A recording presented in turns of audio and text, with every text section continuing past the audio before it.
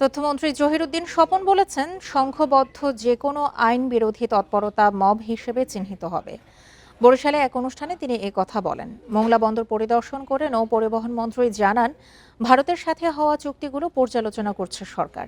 এদিকে পানি সম্পদ মন্ত্রী শহীদ উদ্দিন চৌধুরী অ্যানি মন্তব্য করেছেন, গণভোটে হ্যাঁ জয়ী হওয়ায় সংসদেই তা কার্যকর হবে।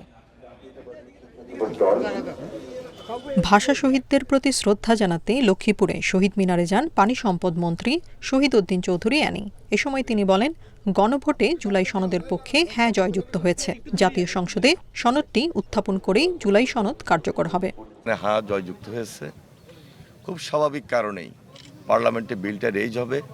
হায়ের শপথের কোনো প্রয়োজন নাই। হ্যাঁ অটোমেটিক জাতীয় সংসদে বসা মাত্রই হ্যাঁ কার্যকরী হবে এবং এটাই জুলাই জাতীয় সনদ। মন্ত্রী হিসেবে দায়িত্ব নেয়ার নুডলস খান নাই তো নুডলসই খান নাই পর শনিবার বরিশালে যান তথ্যমন্ত্রী জহিরুদ্দিন স্বপন। শহীদ দিবসের এক আলোচনা সভায় যোগ দেন তিনি।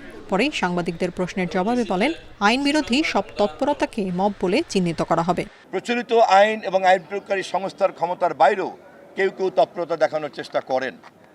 আমরা এই ধরনের যে কোনো তৎপরতাকেই আমরা মনে করি, এই ধরনের সংঘবদ্ধ যে কোনো আইন বিরোধী তৎপরতাকেই আমরা মব বলে চিহ্নিত করি। মংলা বন্দর পরিদর্শন করে নৌ পরিবহন মন্ত্রী বলেন, দেশের স্বার্থ রক্ষা করে ভারতের সঙ্গে করা চুক্তিগুলো পুনর্বিবেচনা করা হবে। যেসব চুক্তিতে দেশ ক্ষতিগ্রস্ত হয়েছে তা বাতিলের বিষয়টিও বিবেচনা করা হবে। বাণিজ্য, অর্থনীতি, সার্বভৌমত্ব, সমৃদ্ধি দেশের সেটা প্রাধান্য পাবে।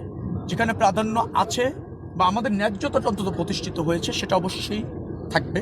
আর যেখানে আমরা ক্ষতিগ্রস্ত হয়েছি সেটা রাখা যাবে কিনা সেটা বিবেচনায় আসবে। দিনাজপুরের নবাবগঞ্জে সরকারি বিভিন্ন দপ্তরের কর্মকর্তাদের সাথে মত বিনিময় সভায় অংশ নেন সমাজ কল্যাণ এবং মহিলা ও শিশু বিষয়ক মন্ত্রী ডক্টর AZM জাহিদ হোসেন। রমজান মাসে নিরবিচ্ছিন্ন বিদ্যুৎ সরবরাহ নিশ্চিতে বিদ্যুৎ বিভাগকে অনুরোধ করেন তিনি।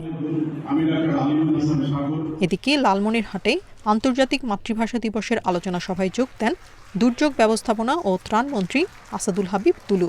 এছাড়া টাঙ্গাইলে সুলভ মূল্যে প্রোটিন সমৃদ্ধ খাদ্য সামগ্রী বিক্রয় কার্যক্রমের উদ্বোধন করেন কৃষি, মৎস্য ও খাদ্য প্রতিমন্ত্রী সুলতান সালাউদ্দিন টুকু। Tania Nasrin, independent news.